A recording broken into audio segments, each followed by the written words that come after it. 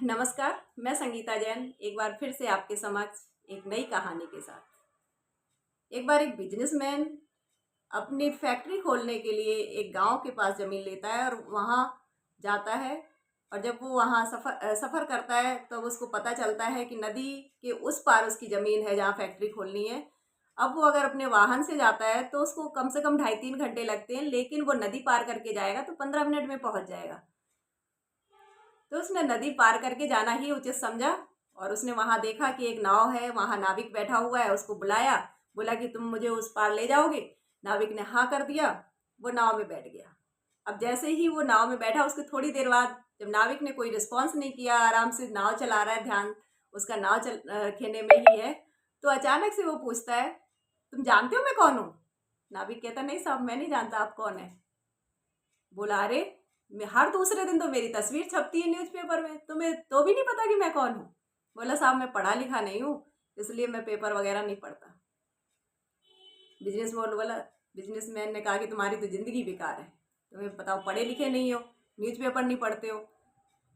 बोला कि मैं उस साइड जो जा रहा हूँ ना, फैक्ट्री खोलनी है मुझे, और मिनरल वाटर की फैक्ट्री खोलने वाला हूँ। मिनरल वाटर पीते हो? बोला, नहीं साहब मैं नहीं पीता, मैं तो पानी पीता हूँ।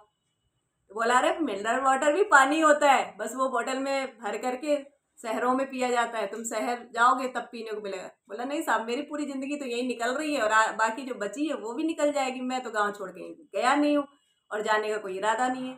बिजनेसमैन बोला, अरे तब तो तुम्हारा जीवन ही बेकार है, पूरा जीवन तुमने व्यर्थ निकाल लिया, बताओ तुम शहर नहीं गए। अब नाविक का मूड और भी खराब।